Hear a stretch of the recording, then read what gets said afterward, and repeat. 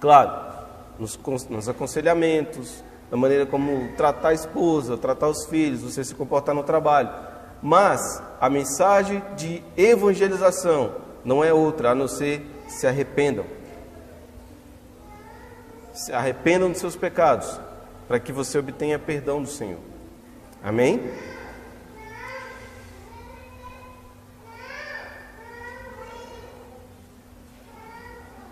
E Pedro também mostra Jesus como o Senhor, né? Ele é o Senhor e o Salvador. E mostra que Jesus está fazendo nova todas as coisas, né? Uma nova casa de Davi, que é o quê? A igreja. Uma nova Israel, que é o quê? A igreja. Nós falamos muito isso na exposição de Apocalipse, que hoje é a igreja, né? A nação santa do Senhor é a igreja. Não existe mais uma etnia, mas sim um povo que se reúne em nome do Senhor. Amém? E aí é onde a gente tem que ter o filtro bíblico para não achar que tudo é igreja, né? Porque tem muita gente que está se reunindo agora, nesse exato momento, que não é igreja. É uma seita que diz se reunir em nome do Senhor, mas não é em nome do Senhor. Amém? Então nós devemos ter muito cuidado. Vamos lá. Atos capítulo 2, versículo 37. Vou tomar uma água aqui.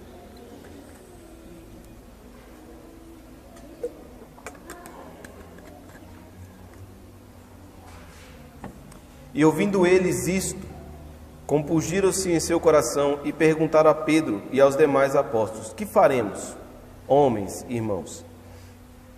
Então, o que eles ouviram? É justamente isso que eu estou falando aqui. Ouviram a pregação de Pedro, o anúncio, né, da boa nova, que Jesus morreu na cruz e que o culpado eram eles que estavam ouvindo. Vocês mataram Jesus, né? E o anúncio para nós também não é diferente. Nós matamos Jesus por conta dos nossos delitos e pecados, por conta o pecado de Adão que nos afetou, da nossa mente pecaminosa, nossas atitudes de pecado. Então nós matamos Jesus. Amém? Essa é a verdade. E o que acontece com eles? Compungiram-se o coração. O que a gente entende sobre compungir? É ter tristeza, né? Estar tomado por excessivo sentimento, uma sensibilidade. Ficaram constrangidos com aquela mensagem. E o que é interessante ali? Que demonstraram sinceridade, ou seja, não era algo teatral, né? Por muitas vezes a gente vê as pessoas recebem o evangelho, recebem a palavra e tem uma atitude às vezes teatral de arrependimento, às vezes para acalmar o coração da esposa. A gente falou isso na reunião passada com os homens. A reunião que foi só com os homens, né? Quinta-feira, o Clebson nos ofereceu um churrasco lá, e nós falamos sobre isso, sobre o joio que está no meio do trigo, que muitas vezes o cara tem cara de crente, fala igual crente, ele tem algumas atitudes de crente, mas o seu coração não é convertido. E às vezes ele vem, se reúne, tem essas atitudes, tem essa postura, às vezes para ter uma posição moral na sociedade, ser bem quisto na sociedade, ou às vezes para manter o seu casamento. Às vezes a esposa fala: se você não for para a igreja, eu vou separar. Aí o cara vai, mas o coração dele não está convertido. Existe. A Bíblia diz que existe o joio no meio do trigo. Então aqui, quando essas pessoas perguntam para Pedro: o que nós vamos fazer agora com essa mensagem que ouvimos, com essa verdade que nós ouvimos? O que nós vamos fazer agora?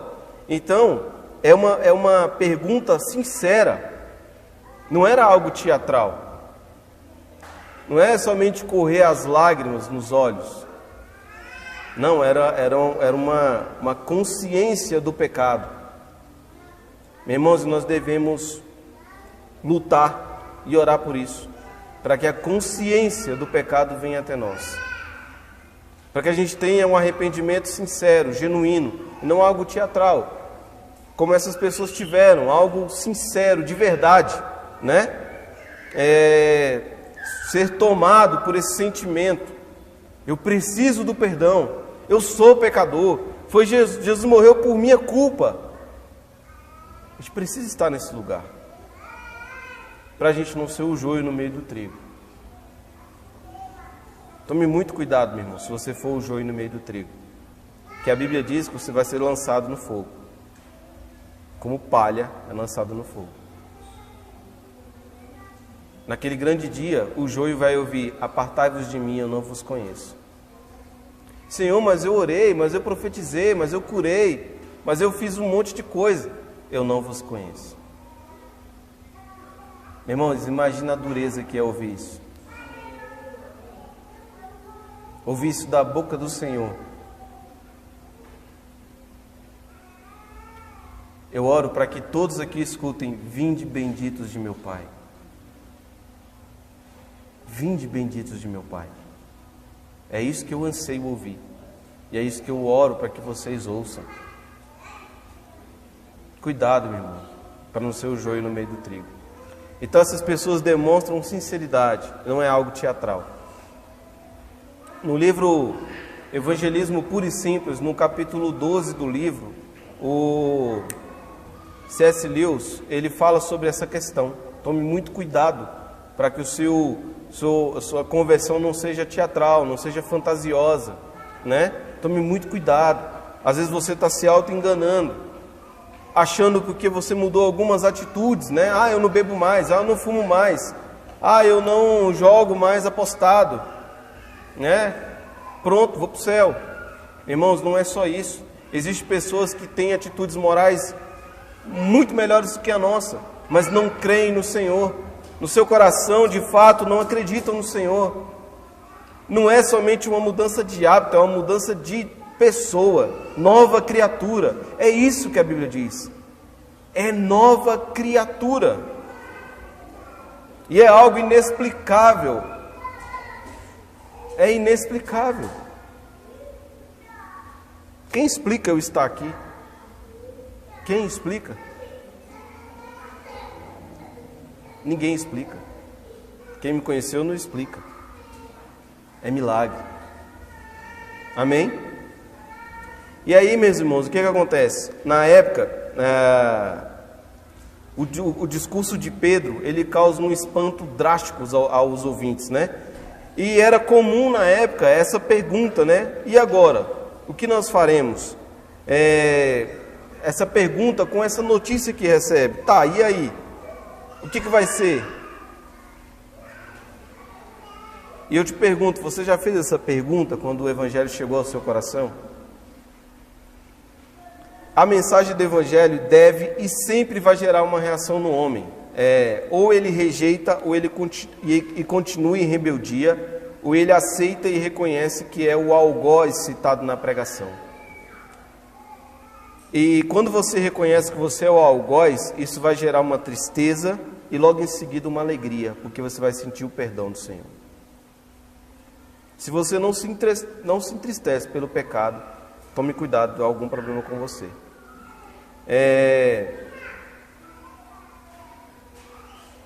E aí você recebe a mensagem, ela vai gerar algo em você. Ou você vai falar: não creio, não quero, não é isso que eu quero para a minha vida. Ou você vai falar: Senhor, eu sou o culpado, eu sou o algoz, fui eu que te matei na cruz, me perdoa. Aquela tristeza profunda e logo em seguida aquela paz e aquela alegria que o mundo não pode dar. É uma alegria que a gente não consegue nem explicar direito. Quando você sente o perdão do Senhor no seu coração. É isso, meus irmãos, que a gente precisa sentir. Não é calafrio, não é arrepio. Aquele tanto de coisas que as pessoas falam que sente. Não, você precisa se sentir perdoado. Se sentir perdoado. A alegria da salvação precisa vir no seu coração. A alegria do Senhor precisa vir no seu coração. É isso, meus irmãos. Então, quando o Evangelho vem na nossa mente, a gente vai ter duas reações. Ou é rejeitar, ou é aceitar. Aceitar que você é o algoz. E que Ele é o Senhor, e que Ele é o Salvador. A culpa não é dele, a culpa é minha. Agora, se você não aceitar, você vai continuar em rebeldia, porque a Bíblia diz que nós já somos rebeldes.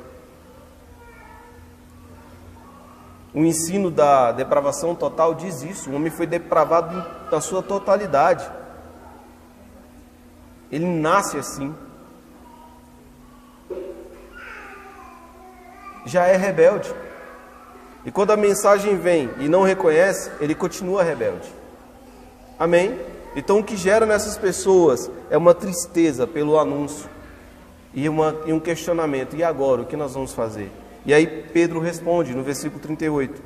E disse-lhes Pedro: arrependei-vos e cada um de vós seja batizado em nome de Jesus Cristo, para perdão dos pecados, e receberei o dom do Espírito Santo. A resposta de Pedro ela é direta, né? E a principal resposta é: arrependei-vos. É isso que nós precisamos, nos arrepender dos nossos pecados. E existe uma diferença muito grande em arrependimento e remorso. O remorso não te constrange, você não fica compungido, né? Não fica entristecido com o remorso. Você fica com medo da consequência. O arrependimento é você falar assim: eu sou digno do inferno, mas me salva de lá. Você reconhece que você é digno de receber o inferno, de estar no inferno, mas você clama: Senhor, me tira de lá, não deixe eu ir para lá. Você não quer mais viver aquela vida. O Marcelo falou no início aqui, você não tem mais as mesmas atitudes de 10 anos atrás, você muda. A sua mente muda, o seu pensamento muda, o seu linguajar muda, o seu modo de vestir muda. A gente pensa que muitas vezes as pessoas mudam dessa forma pela religiosidade. Não, é que você muda a sua mentalidade. Eu andava igual um maloqueiro. Falei: cara, não posso mais andar assim. Não posso mais andar assim. E foi mudando.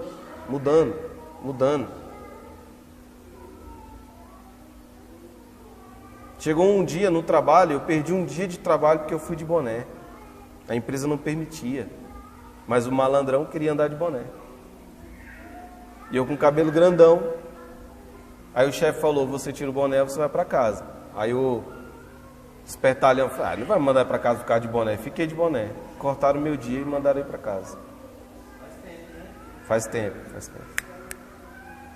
Já eu saí dessa empresa que eu estou falando em 2015, então faz muito tempo. Então, irmãos, eu fui entendendo, cara, eu não posso mais me comportar dessa maneira. Se a empresa não permite, eu vou obedecer. O Evangelho deve gerar no seu coração também esse anseio em obedecer regras. Não regras que ferem a Bíblia, mas essa regra vai, poxa, você atende o cliente, você atende o público, você tem que estar bem vestido, barbinha feita, vai estar de boné, parecendo um maloqueiro. E não era qualquer boné, era uma aba reta. Então, meu amigo, tira isso aí. Vocês estão entendendo? Não é por religiosidade, é consciência. Cara, eu não posso mais me comportar dessa maneira, eu não posso mais falar dessa maneira, eu não me represento mais, agora eu represento Jesus. Quando você fala que é cristão, as pessoas olham: peraí, é assim que se comporta um cristão? É assim que se comporta quem imita Cristo? Então Cristo é dessa maneira? Já pararam para pensar nisso? A Bíblia diz: seja imitador de Jesus, seja imitador de Cristo. E as pessoas olham para você e falam: é assim que Jesus se comporta? É assim que Jesus fala para você pensar? É assim que Jesus fala para você falar? Estou entendendo? Então Pedro diz para essas pessoas: arrependei-vos. E meus irmãos, Pedro não diz aqui que você tem que passar por um ritual, algum curso para ser salvo, uma oração forte. Pedro não fala nada disso. Leia o versículo. Pedro não está falando nada disso. Pedro fala o quê? Arrependei-vos. Arrependei-vos. O curso para você fazer depois é o discipulado. É para você entender como se comporta um cristão. O que é Bíblia, o que é Deus, o que é Espírito Santo, o que é Jesus, o que é a igreja, como é que foi a história dos patriarcas, como é que foi a história dos reis, como é que foi a história dos profetas, dos sacerdotes. Esse curso é depois, mas no momento ali que você recebe a palavra, é arrependimento. Arrependei-vos dos vossos pecados. É isso que Pedro fala. Vou fazer uma oração forte aqui para o fulano ser salvo. Pronto, é mais poderoso que Jesus agora? Isso não existe. A força é o sacrifício de Jesus na cruz. É só essa força que pode nos tirar do inferno. É só essa força que pode nos perdoar. É só essa força que pode nos tirar do lamaçal de pecado. Não existe oração forte. Existe um coração contrito e quebrantado diante do Senhor. Amém? E ele fala o quê? Para ser batizado e receber o dom do Espírito Santo. E a palavra empregada aqui que ele fala é metanoia, ou seja, mudança de mente. Você começa a pensar diferente. Tudo isso que eu falei, mudança de mente. E meus irmãos, no início da nossa conversão, a gente é um tanto imaturo, né? E a mente vai mudando gradativamente. Como eu disse, fui trabalhar de boné, né? E na empresa não permitia. Então, a gente vai mudando a nossa mentalidade, a gente vai largando algumas coisas, a gente vai mudando o modo de falar. Por exemplo, hoje eu detesto palavrão, e eu falava muito palavrão. Detesto. Eu odeio palavrão. É insuportável ouvir. Quem fez isso na minha mente? Foi o Senhor, foi a sua palavra, lavado pela palavra. Amém? Só uma questão didática aqui. Infelizmente, algumas traduções em Atos 2,38 dão a entender que as pessoas devem ser batizadas a fim de serem salvas. Mas não é isso que a Bíblia ensina. O termo, quando fala aqui para a remissão dos vossos pecados, o significado é em função de, ou com base nisso, né? Lá em Mateus capítulo 3, versículo 11, nós vemos que João Batista batizava com base no arrependimento das pessoas. Então, Atos 2, versículo 38, não deve ser usado para ensinar a salvação pelo batismo. Não é o batismo que salva. Amém? A gente pode ver que Pedro não fala isso em outros sermões dele. Se fosse essa questão, o batismo vai me salvar, Pedro ia repetir isso. E ele não repete isso em outros sermões. Por exemplo, na casa de Cornélio, as pessoas receberam o Espírito Santo antes de serem batizadas. Amém? Você recebe o perdão, você recebe o Espírito Santo de Deus, e aí você é batizado. O batismo é uma manifestação pública de fé. Amém? Calvino diz o quê? O arrependimento não somente sempre segue a fé, como também é produzido por ela. É a fé que vai gerar o arrependimento. É a fé, a fé salvífica, né? No sacrifício de Jesus. Não é o batismo que vai nos salvar. Nós precisamos ser batizados. Mas o ladrão na cruz prova que não precisa ser batizado para ser salvo. Não é isso que nos salva. Amém? Se algum momento você vê algum ensino sobre isso, a internet está cheia de lixo. Lá em Atos 2, versículo 38, você precisa ser batizado para ser salvo. Não é isso que a Bíblia ensina. Amém? Não há nada que vai fazer com que a gente seja salvo, a não ser o sacrifício de Jesus. Tudo que você coloca na frente disso é como se você estivesse anulando o sacrifício de Jesus. Por isso que a fé não vem por obras, por isso que a salvação não vem por obras. Não há nada que eu faça para ser salvo. Jesus já fez. É pela obra dele na cruz. Amém? O dom do Espírito Santo, como eu disse, o batismo nas águas é uma manifestação pública de fé. Então, o dom significa presente, uma dádiva, né? É um efeito íntimo que o Espírito Santo gera, a consciência do pecado, a necessidade de mudança, é o processo de purificação e santificação no homem, que é o que o Espírito Santo gera em nós. Amém? Esse dom, esse presente, a transformação que o Espírito Santo de Deus faz em nós, a gente recebe no momento que a gente se arrepende, que a gente recebe a salvação. Nesse momento você é batizado com o Espírito Santo. Não há nenhuma evidência de que o batismo com o Espírito Santo seja o dom de línguas, como os irmãos pentecostais ensinam. Amém? Você é batizado com o Espírito Santo no momento que você recebe a salvação. E essa mudança de mente se dá pela fé, e a fé vem por ouvir a palavra de Deus. Então, é nesse momento que você escuta a palavra de Deus, que o Espírito Santo de Deus entra na sua mente, né, e faz com que você reconheça o pecado. É Ele que faz isso.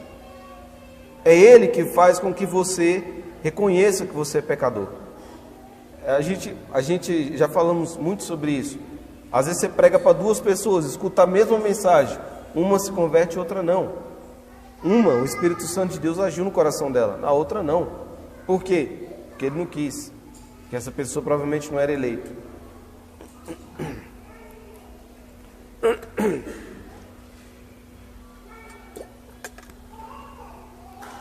Versículo 39. Porque a promessa diz respeito a vós, a vossos filhos e a todos os que estão longe, tantos quantos Deus nosso Senhor chamar. Aqui está mais uma evidência de quem conduz o homem ao arrependimento é o próprio Deus, né? Quantos Deus nosso Senhor chamar. Amém? E essa passagem, uma outra questão didática também, essa passagem tem sido utilizada para justificar o batismo de criança. Algumas denominações, algumas correntes teológicas usam esse texto para se batizar criança. Mas aqui se trata de uma sobrecarga do texto, né? Estão forçando o texto. Se atentarmos para o contexto e retornarmos lá no versículo 17, onde Lucas está citando a profecia de Joel, vemos que os filhos citados ali têm idade suficiente para profetizar. Então, uma criança não profetiza. Por isso que é triste ver crianças no púlpito pregando. Triste por quê? Porque essa criança está trazendo uma carga para essa criança desnecessária. O que uma criança experiente, o que a criança tem de experiência para ensinar? Qual o conteúdo teológico que ela recebeu? O que ela vai ensinar? O que a Helena vai me ensinar? Eu que tenho que ensinar para ela, né? Estão entendendo essa questão? A gente vê algumas crianças no púlpito pregando e tal, e você vê que elas repetem, que elas copiam alguns pregadores famosos, né? Falando jargões evangélicos, falando algumas palavras, como é que se diz? De impacto, só isso. Então,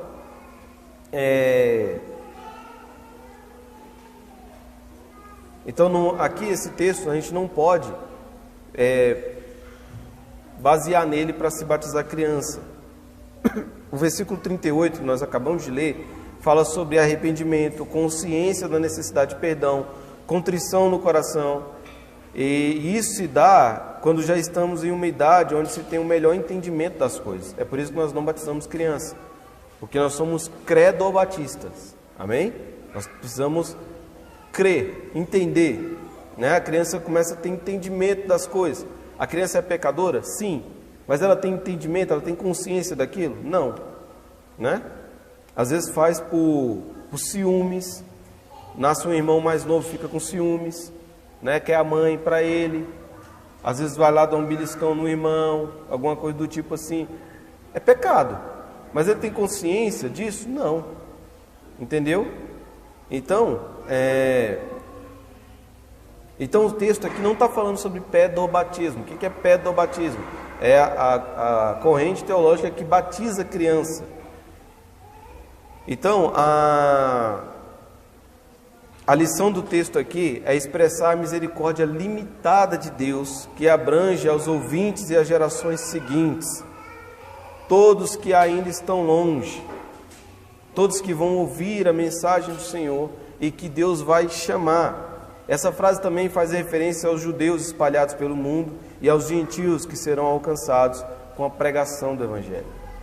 No contexto lá, fazia referência aos judeus espalhados. E para o nosso contexto, nós somos os gentios que serão alcançados pela pregação do Evangelho e aqueles que o Senhor vai chamar. Amém? Ficou claro? Versículo 40.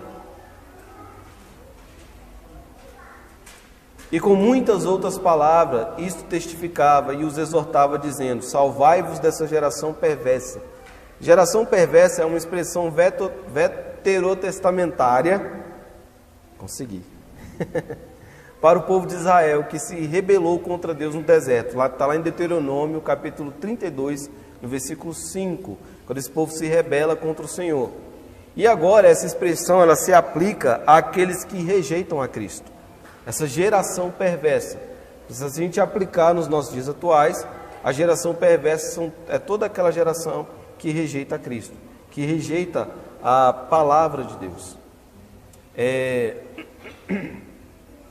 Na quinta-feira nós falamos um pouco sobre essas questões e eu falei um pouco sobre o perigo hoje em dia das pessoas falarem que a Bíblia não é a palavra de Deus. Tudo começa com a frase que, se você não estiver atento, você acha que não tem problema, mas tem muito problema. A frase é: a Bíblia contém a palavra de Deus. A Bíblia não contém a palavra de Deus. A Bíblia é a palavra de Deus. Por quê? Por que essa frase é perigosa?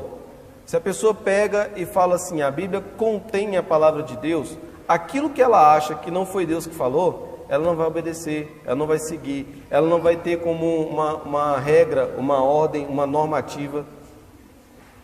Estão entendendo? Então a gente tem que tomar muito cuidado. E essa geração, as pessoas que fazem isso fazem parte da geração perversa, que estão cegos e conduzindo outros cegos ao inferno. Tomem cuidado. Existe um pregador famoso que foi muito conhecido nos anos anteriores. Ele é conhecido ainda, mas era um homem de relevância que pecou, adulterou. E ele é uma das principais vozes hoje em dia em falar que a palavra de Deus, que a Bíblia contém a palavra de Deus. E aí vem os relativismos, vem o liberalismo teológico, vem uma série de questões. Ah, mas o que foi Paulo que falou, não foi Jesus. Entenderam? Está lá, Romanos 6, vai falar sobre o homossexualismo, né? Ah, mas foi Paulo que falou, não foi Jesus. Eles usam isso. Estão entendendo? Ainda tem a capacidade de falar assim: não, se você olhar na Bíblia, o que Deus realmente falou diretamente são poucas coisas. Meu irmão, para a gente que crê que a Bíblia é a palavra de Deus, Deus falou de Gênesis a Apocalipse. Deus falou por intermédio desses homens, foi Deus que falou. Então, se a gente crê que a Bíblia é a palavra de Deus, nós precisamos obedecer na Bíblia por inteiro. Nós precisamos, não podemos obedecer, meditar, tirar lições. Amém? Tome muito cuidado com algumas frases que não parecem ser tão perigosas, mas são. né? Se alguém chegar para você e falar assim, a Bíblia contém a palavra de Deus, o repreenda, exorte e ensine. Fala, cara, não é isso. A Bíblia é a palavra de Deus. Eu creio nisso, né? Eu tinha um amigo que falava, cara, eu creio até na capa. Quando está escrito lá, a Bíblia é sagrada, eu creio que ela é sagrada. Amém?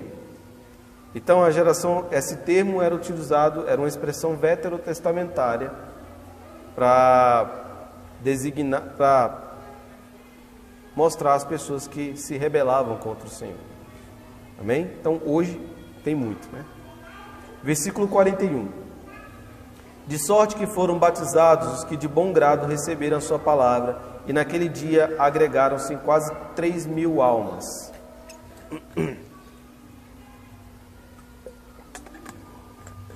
Uma curiosidade interessante é que Lucas, nesse versículo, ele demonstra que ele tenta contar a quantidade de pessoas que aderem à fé pregada pelos apóstolos. Mas na frente, você vê que ele não conta mais, porque vai aumentando, ele não consegue mais contar.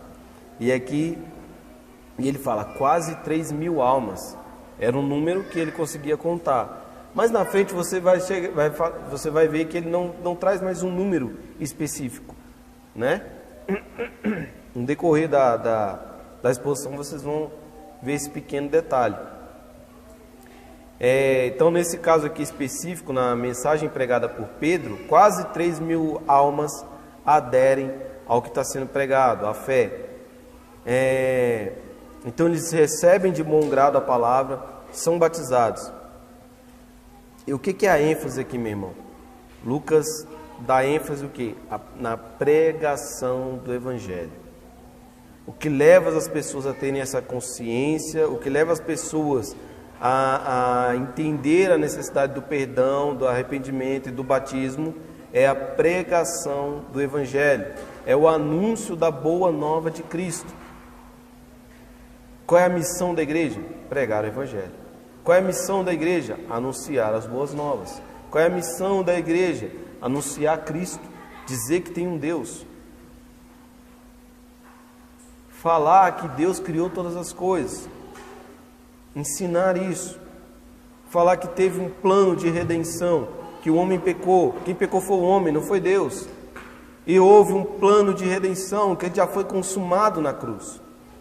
Essa é a missão da igreja. Anunciar Deus para as pessoas. Como eu falei em alguns versículos anteriores, quando as pessoas olharem para você, elas têm que ver Jesus. E aí a gente tem que se autoexaminar todos os dias. Irmãos, nós somos pecadores. Para a gente vacilar e agir de uma maneira como Jesus não agiria, é muito rápido, muito fácil. Nós somos todos os dias influenciados por uma série de coisas que nos leva a pecar. Uma série de imagens, uma série de notícias, músicas, filmes, novelas, se você assiste novela, né? Deus me livre. Uma série de coisas, propagandas. Mas e aí? O que está norteando a sua mente? Qual é o guia? O que está norteando as suas atitudes? O que tem levado, o que tem conduzido os seus pensamentos? É a palavra de Deus? Ou são as vãs filosofias?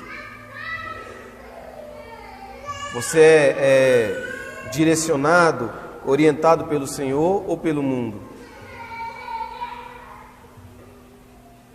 Você tem que fazer essa autorreflexão, você tem que pensar nessas coisas, né? Quando eu vim para cá, foi me perguntado assim: você adora Jesus ou você adora Constantino? Eu fiquei ofendido com essa pergunta. Primeiro porque eu não sabia quem era Constantino. Aí eu sei lá quem é Constantino, como é que eu vou adorar Constantino? E aí depois de alguns meses estudando, recebendo conteúdo, eu falei: meu irmão, eu adorava Constantino, eu não sabia. Então a gente precisa fazer essa autorreflexão diariamente, no seu devocional. Você precisa pensar. Crente pensa. Você precisa pensar o que está norteando a sua fé, o que está norteando os seus pensamentos, a sua fala, as suas atitudes, o seu comportamento no trabalho, o seu comportamento lá em casa, na sua família, com a sua família que não é crente. O que norteia? Sobre qual plataforma você caminha?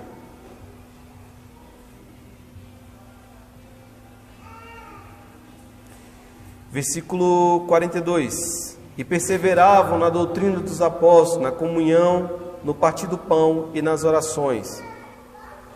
Aqui Lucas retrata como viviam os novos convertidos e aponta alguns elementos, que caracterizavam a igreja primitiva.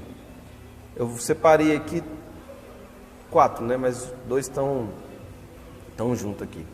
Doutrina dos apóstolos. Eles eram os guardiões das tradições acerca de Jesus, os guardiões daquilo que Jesus ensinou. Eles eram os detentores ali, que tinham autoridade para falar, autoridade para ensinar. Por quê? Porque eles eram capacitados pelo próprio Cristo, pelo convívio com Jesus. Eles discipulavam, ensinavam as pessoas como era a vida de uma pessoa convertida no Senhor. Eles ensinavam isso, instruíam na palavra, para que as pessoas também se tornassem testemunhas eficazes de Cristo. Então essa era a função dos apóstolos, serem guardiões da doutrina, do ensino, ensinar essas pessoas para que elas se tornassem também testemunhas de Cristo. Amém? E a doutrina dos apóstolos, e eu tenho que falar isso, como eles eram capacitados pelo próprio Cristo, pelo convívio de Cristo, com Cristo, por isso que não existe hoje nenhum apóstolo. Amém? Se você for falar, mas e a função apostólica? É um missionário, mas não é um apostolado. Amém? É um missionário, a função de desbravar, plantar igrejas. É um missionário, mas a função apostólica não. É um pouco diferente. O que faz hoje algo parecido seria um missionário, que ele vai plantar a igreja, que ele vai preparar alguém para ficar lá, que ele vai discipular, que ele vai cuidar. Ele planta, sai fora, vai para outro lugar, ou volta. Amém? É um missionário. Um apóstolo, não existe apóstolo na atualidade. Os requisitos para ser um apóstolo, não tem como fazer isso hoje. Nenhum homem hoje caminhou com Jesus. Estou falando igual João, recostar a cabeça no peito de Jesus. Tomé, tocar as feridas de Jesus. Ninguém fez isso. Ninguém faz isso hoje. Eles fizeram. Eles comeram com o Senhor. Eles sentaram à mesa com o Senhor. Eles tiveram os pés lavados pelo Senhor. Eles trouxeram comida para o Senhor. Eles acordaram Jesus no mar. Quando Jesus estava dormindo no barco, Senhor, acorda. Não vê que a gente está perecendo. Então eles tiveram experiência que os homens de hoje não têm. Você pode ter experiência com Jesus através da palavra, através da vida em igreja. Mas dessa maneira como eles viveram, não. Por isso não existe apóstolo hoje. Esses apóstolos que falam aí é um bando de charlatão. Aí eles não tinham onde reclinar a cabeça igual Jesus. Eles sofriam martírio, perseguição, eram degolado, crucificado de cabeça para baixo, jogado óleo quente, levado 39 chibatadas. Aí os apóstolos de hoje, eterno, sei o que, Armani, relógio Rolex de ouro de não sei o que lá, carro de não sei quantos milhões, mansão de 13 milhões de dólares, sei lá, jatinho, Esses são os apóstolos da atualidade. Eu duvido, se aumentar a perseguição, esses caras vão ser martirizados. Não vão, porque como o Marcelo já nos ensinou várias vezes, ser mártir é um dom. Eu duvido se eles não vão se aderir ao contexto da atualidade para não morrer, para não ser preso, para continuar com seu jatinho, para continuar com sua mansão, para continuar com seu carrão, para continuar com seu relógio caríssimo. Martírio? Só se estiver em pecado, né? Eles falam. Sofrer só se estiver em pecado. Mas a Bíblia ensina outra coisa. A Bíblia não ensina isso. Amém? Então as pessoas perseveraram na doutrina dos apóstolos, naquilo que os apóstolos iam ensinando. E por que era importante elas perseverarem nisso? Porque existiam pessoas, né, no decorrer da história da igreja, que adentravam no meio da igreja para ensinar outras coisas. Nós falamos muito isso em Apocalipse. A defesa da fé. Eles eram verdadeiros apologetas, né? Eles guardavam a doutrina, defendiam a igreja da falsa doutrina, do falso ensino, do falso evangelho. E nós precisamos fazer o mesmo. Defender a igreja do falso ensino. Amém? Um outro quesito, comunhão e partir do pão. O significado do contexto aqui era uma coparticipação, todos participavam, havia uma participação na vida da igreja. Embora aqui pudesse estar se referindo à distribuição dos bens, né, lá no verso 44, 45, também está se tratando sobre uma refeição em comum, ou algo bem mais amplo e mais profundo, né, que era a vida sendo compartilhada. O termo que eu sempre falo, a vida na vida. O termo comunhão não significa simplesmente estar junto, mas ter em comum. E também faz uma referência aqui à ceia do Senhor. Amém? Eles tinham comunhão, não é simplesmente estar junto, mas ter a vida em comum, ter algo em comum, principalmente a fé. Como que eu vou ter comunhão? É diferente de confraternização. Eu posso me confraternizar com aquele que não tem a mesma fé que eu, mas comunhão eu tenho com meu irmão em Cristo. Amém? A vida em comum é com meu irmão em Cristo. É diferente de simplesmente estar junto. Amém? Por exemplo, às vezes a gente fica uma semana sem se falar, o presbitério. Mas quando a gente está ali, parece que a gente se viu ontem. Porque nós temos a fé em comum, o pensamento em comum. A gente tem o mesmo assunto. É diferente de quando eu estou no churrasco de família que nem todo mundo é crente. Não é o mesmo assunto. É diferente. A gente tem algo em comum, a fé. Amém? E o partir do pão, partiam o pão, eles compartilhavam refeição, se reuniam para comer junto.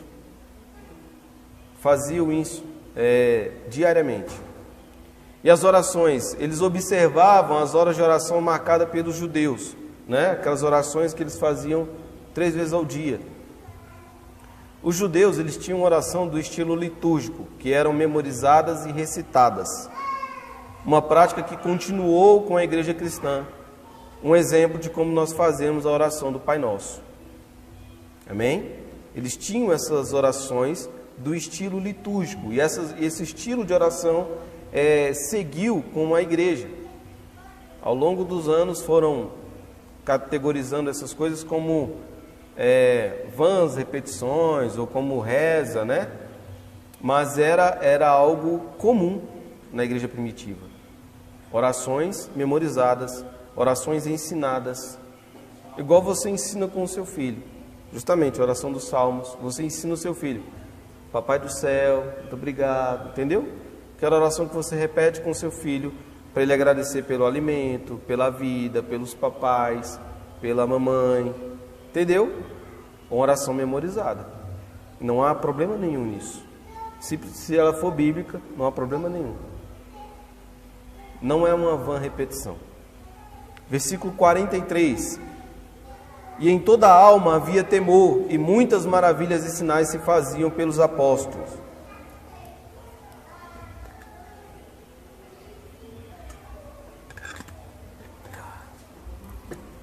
Então, um profundo temor se abatia sobre a comunidade.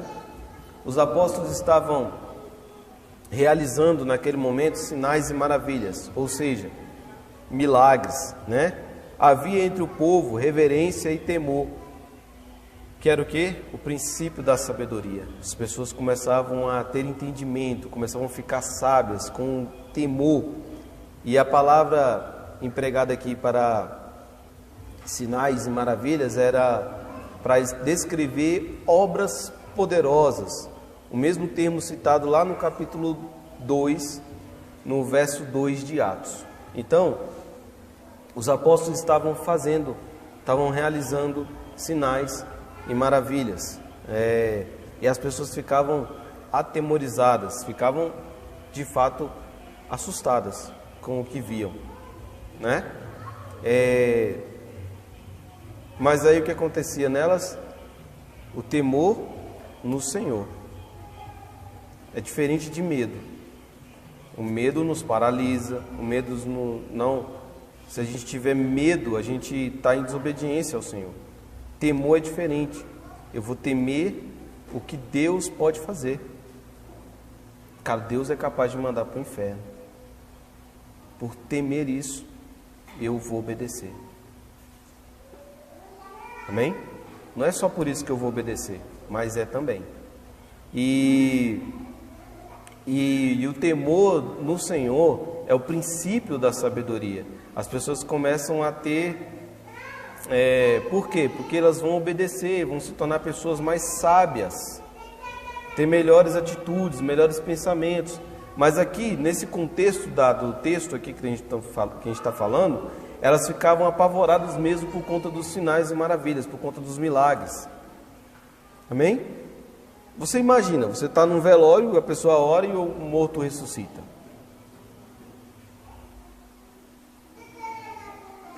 Um par de gente vai sair correndo, né? Um monte de gente vai sair correndo. Imagina, a pessoa está cega, de repente volta a enxergar. Imagina, é algo fora do comum. Não está no nosso imaginário, não está no nosso... a gente não vê isso toda hora. Mas as pessoas estavam vendo isso toda hora. Os apóstolos estavam realizando sinais e maravilhas. Havia uma necessidade disso acontecer, para mostrar o poder de Deus, para mostrar que existia algo transcendente acontecendo. Não era simplesmente um ritual judaico, não era simplesmente um sacrifício de animal, não era simplesmente a parar no meio do dia, ajoelhar para orar. Não era simplesmente isso. Existia algo poderoso acontecendo. Existia um poder sobre eles. Amém? E nós somos mais bem-aventurados, porque a Bíblia diz que aqueles que viram, né, eles acreditaram. E a Bíblia diz o quê? Aqueles que não viram o Senhor são mais bem-aventurados, porque não precisa de evidência para crer, é fé. Não é milagre que vai fazer as pessoas se converterem, irmão. A gente precisa tirar isso da cabeça. Não é sinais e maravilhas que vai fazer com que as pessoas se convertam, é a pregação do Evangelho. O que a Bíblia fala acerca de João Batista? Ele conduziu um monte de gente ao arrependimento, batizando no rio, sem fazer um milagre. A Bíblia fala isso acerca de João Batista. E aí você vê algumas igrejas anunciando: venha, um milagre vai acontecer hoje. E a pessoa levanta da cadeira de roda e faz um monte de coisa. Meu irmão, mas olha o que esses caras estão pregando. Lembra dos apóstolos que eu falei que tem casa de milhões? É esses caras. É muito melhor um coração convertido do que uma pessoa levantando da cadeira de roda. Porque ela pode ir se levantar da cadeira de roda e ir para o inferno. Amém? Não estou falando que não seja bom isso acontecer. É bom isso acontecer.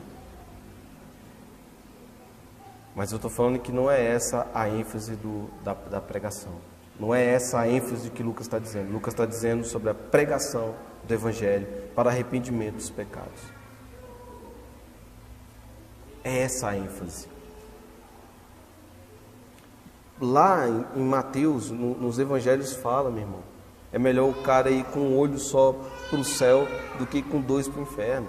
É melhor o cara faltar alguma coisa do corpo e ele ir para o céu assim, manqueba mesmo, do que ele ir perfeito para o inferno. E Jesus, no decorrer da sua trajetória aqui na terra, o que ele fala? Está lá o cara na cama, não conseguia andar, perdoados são os seus pecados. Ele mostra qual é a ênfase, qual é a parte principal, qual é a questão ali, é perdoar os pecados. E as pessoas duvidam daquilo, né? Mas só Deus perdoa o pecado. Ah, vocês estão duvidando? Levanta e anda. E ele demonstra o poder que ele tem sobre as enfermidades. Jesus tem poder sobre as enfermidades. Ele tem esse poder sobre as enfermidades. Mas não é sinais e maravilhas que vão converter as pessoas. Às vezes, as pessoas vão atrás disso, só mostram um coração avarento, um coração que não está olhando para o Senhor, só quer o que Ele pode fazer. Amém? Versículo 44 e versículo 45. E todos os que criam estavam juntos e tinham tudo em comum, e vendiam suas propriedades e bens, e repartiam com todos, segundo cada um havia de mister, ou havia a sua, que significa necessidade, tá bom? Fica claro aqui no versículo 25 a questão desta comunhão de bens, onde se esclarece que as pessoas vendiam suas propriedades para aplicar na assistência aos necessitados, né? Joséfo, nas suas descrições dos assênios, fala que um outro grupo contemporâneo, ali contemporâneo dessa época lá, se é contemporâneo nessa época, né? Que era a seita Qumran, não sei se pronuncia assim, adotou esse estilo de vida. Os Quranitas se identificavam como os assênios. Então, qual é a questão? Não é somente a gente ter essa, como eu disse, não é somente ter, vender e ajudar e tal, mas é a comunhão. Ou seja, era uma seita que também tinha a mesma atitude, né? Não é esse entusiasmo, vamos vender tudo, vamos viver em comunidade, nossa vontade era, vamos comprar uma chácara, construir um monte de casinha, vai morar todo mundo junto, igual naquele retiro que a gente foi lá na Sobradinho, não lembro? Era a nossa vontade, vamos lá todo mundo num chalezinho, né? Ficar todo mundo ali junto. Mas não é isso, irmão. A gente tem as coisas em comum. Ali os irmãos, nessa época, vendiam as coisas para aplacar a necessidade do mais pobre, do mais necessitado. E saíam, eles caminhavam pregando o Evangelho, anunciando a boa nova, ao ponto das pessoas olharem para eles e falar assim, como que é isso? Como que as pessoas vivem dessa maneira? Lembra da carta de Ogneto, que a gente já falou aqui milhares de vezes? Era isso. O mundo olhar e falar assim, como é que eles conseguem viver dessa forma? Amém? E é bem provável também que na igreja primitiva adotasse esse estilo de vida por terem conhecimento dos ensinos de Jesus a respeito da abnegação, né? E nós precisamos entender essa questão desse estilo de vida. Se nosso irmão está passando uma necessidade, nós precisamos nos dispor a ajudar. A igreja primitiva já deixou esse exemplo. Se a gente tem algo em comum, que é essa casa aqui, a gente precisa contribuir para a manutenção disso, né? A gente precisa olhar a necessidade, o próximo tema do movimento é essa questão. Qual é o papel social da igreja? A gente precisa olhar à nossa volta e ver o que nós precisamos fazer. Até que ponto a comunidade dos santos estão atingindo a sociedade? Até que ponto, né? E nós precisamos entender um detalhe. essa disposição em vender e deixar as coisas à disposição não era algo imposto pelos apóstolos. Não era algo imposto. As pessoas eram, como é que se diz, compungidas a isso pela pregação do Evangelho. Amém? Os apóstolos não falavam, traz aqui e tal, eles não estavam colocando isso como uma regra. Mas as pessoas mostravam essa compaixão pelo necessitado. Cara, eu não preciso ter esse tanto de coisa. Eu posso ajudar. Eu posso contribuir. Entendeu? Eles faziam isso. E eles também não estavam ensinando, como eu falei, né? Vivendo em comunidade fechada em si mesmo. Aí uma outra questão didática. Não se trata também de um comunismo. O comunismo é um sistema político e econômico de caráter muito diferente, que não cabe associá-lo ao contexto presente nessa história da igreja primitiva. Por que eu fiz questão de grifar essa... Se vocês olharem o meu esboço aqui, ele está em negrito. Por quê? Porque os comunistas usam esse texto para dizer que Jesus, os apóstolos eram comunistas, ensinavam essa questão. Meu irmão, é muito diferente. É impossível fazer como se diz, juntar essas duas coisas, associar esses dois temas. Não é um comunismo aqui. Amém? Vamos lá, versículo 46. E preservando unânimes todos os dias no templo, e partindo pão de casa em casa, comiam juntos com alegria e singeleza de coração. Versículo 47. Louvando a Deus e caindo na graça de todo o povo, e todos os dias acrescentava o Senhor à igreja aqueles que se haviam de se salvar.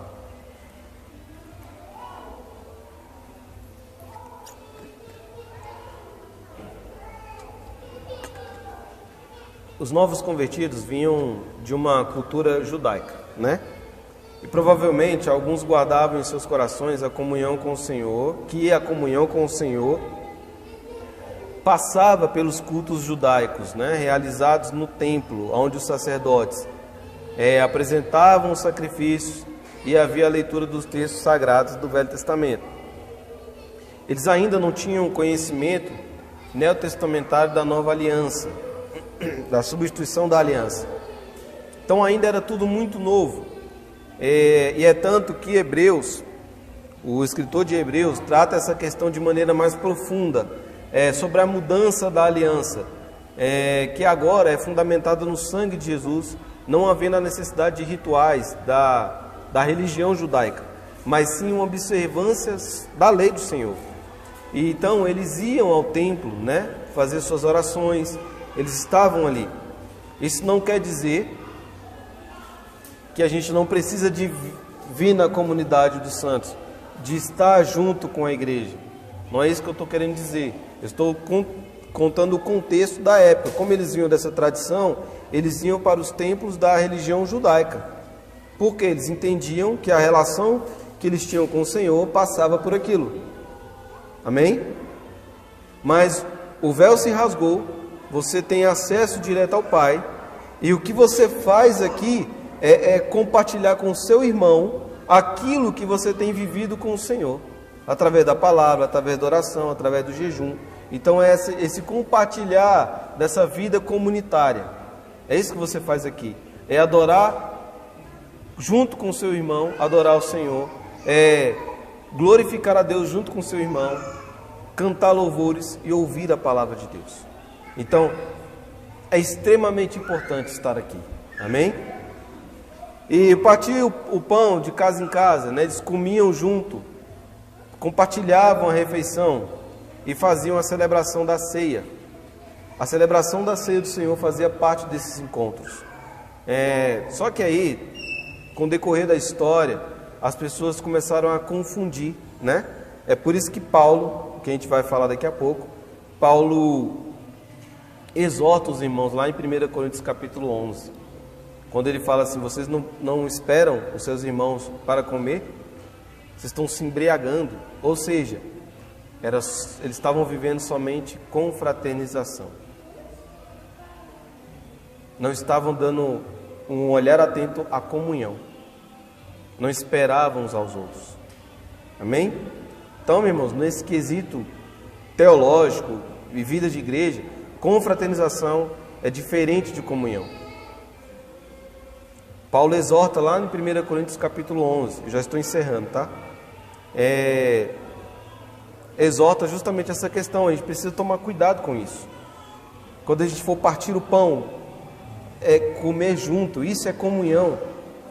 A gente vai lá para a chácara dia 24, ali a gente vai viver comunhão e confraternização. Mas quando a gente tem só confraternização, a gente não pode confundir isso com comunhão. Amém? Lá nós vamos cear juntos, nós vamos ouvir a palavra, nós vamos cantar juntos, nós vamos louvar ao Senhor, mas nós vamos jogar bola, vamos jogar um joguinho mexicano que eu não entendi nada daquele jogo, né? Nós vamos tomar banho de piscina. Então é comunhão e confraternização, a gente não pode confundir. Mas quando a gente, por exemplo, quinta-feira, que nós comemos um churrasco, foi comunhão. Nós comemos juntos, compartilhamos a palavra, nos pastoreamos mutuamente, nos aconselhamos mutuamente. Amém? Isso é comunhão. Então, meus irmãos, versículo 47 fala o quê? A missão da igreja era pregar o evangelho, era o anúncio da boa nova.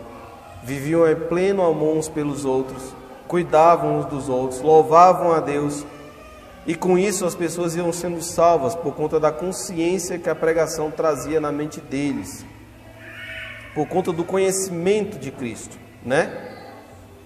E acrescentava-lhes, ou seja, seguia acrescentando continuamente. É por isso que Lucas mais na frente não fala mais números. Ia crescendo a comunidade. E aí eles caíam na graça do povo. O povo tinha um olhar quase que de admiração da maneira como essas pessoas viviam. Amém? Eu compartilhei também na quinta-feira com os meninos. Eu vivi um tempo onde uma pessoa estava procurando alguém para trabalhar, e ela falou assim, mas tem que ser evangélico. Irmãos, isso tem que voltar. Eu sei que vai ficar pior, mas por que essa pessoa não era evangélica e ela estava procurando um evangélico? E eu perguntei por quê. Falou, porque o evangélico, ele obedece. Ele sabe questão de hierarquia. Então a gente precisa constranger o mundo com a nossa obediência à palavra. A gente precisa constranger o mundo ao ponto das pessoas querer te contratar porque você é crente. Esse aqui vai dar exemplo, esse aqui não vai me roubar, esse aqui vai multiplicar o que eu tenho, que ele vai fazer as coisas corretamente. Amém? E não, a gente não pode envergonhar o Senhor. Então essa foi a exposição de Atos capítulo 2, versículo 37 a 47. Na próxima semana é o Henrique, né? O Rodrigo vai estar dando continuidade. Amém? Irmãos, leiam o livro de Atos. Fique de pé, por favor. As irmãs podem entregar os elementos.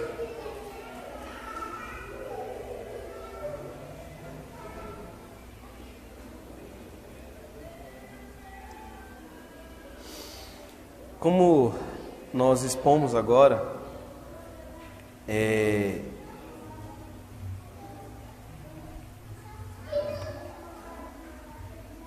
esse ato que nós vamos fazer,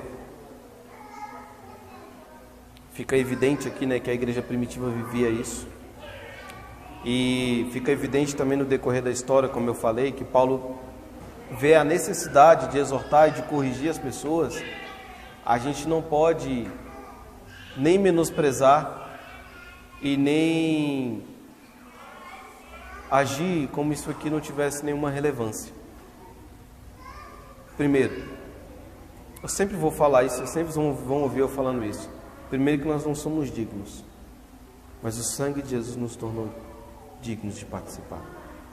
É por Ele, tudo é por Ele. é por conta dele. É por ele, pelo sacrifício que ele fez na cruz. Então nós não podemos correr o risco que a igreja cometeu no passado.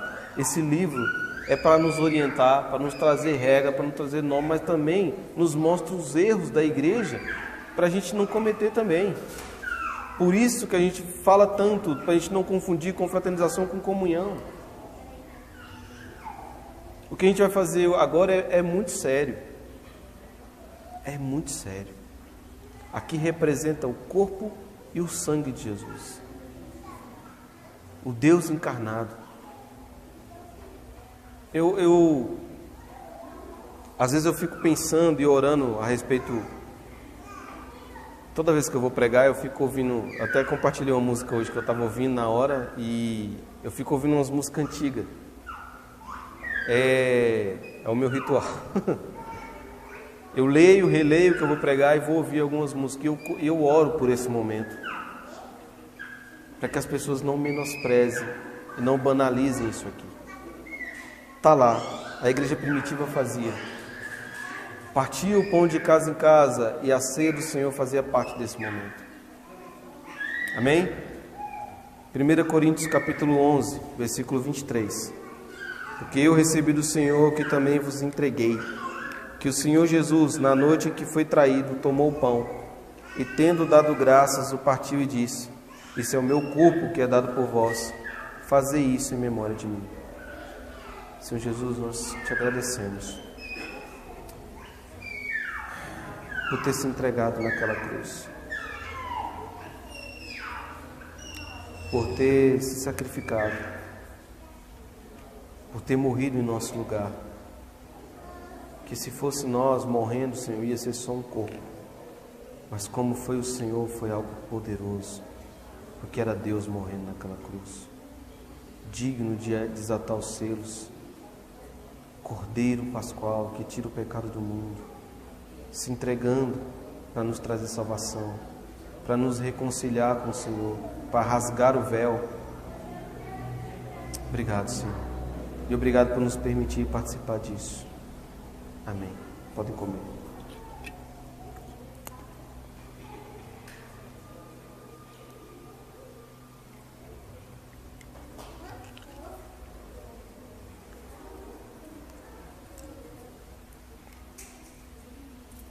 Por semelhante modo, depois de haver ceado, tomou também o cálice, dizendo: Esse é o cálice da nova aliança no meu sangue. Fazei isso todas as vezes que beberdes em memória de mim. Porque todas as vezes que comerdes esse pão e beber o cálice, anunciai a morte do Senhor até que Ele venha. Senhor Jesus, muito obrigado pelo Teu sangue derramado na cruz. Muito obrigado pela Tua aliança conosco. A aliança inquebrável, nós cremos nisso. Muito obrigado, Senhor, pela Tua palavra. Muito obrigado por tudo que o Senhor fez e faz por nós e por amor ao Pai.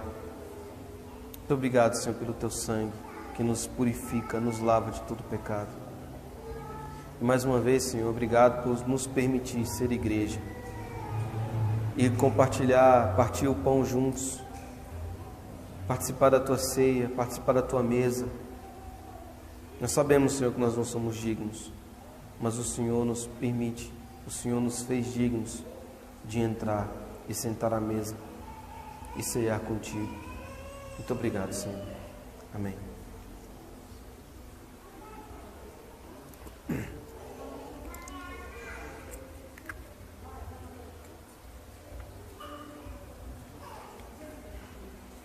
Senhor Jesus, nós te agradecemos profundamente, no fundo do nosso coração, por morrer em nosso lugar, por nos dar direção, por nos dar entendimento, por nos constranger, Senhor, por nos mostrar que nós somos os algozes, por nos mostrar que o Senhor morreu, que a culpa era nossa, e nos trazer a oportunidade de se arrepender e nos trazer o perdão.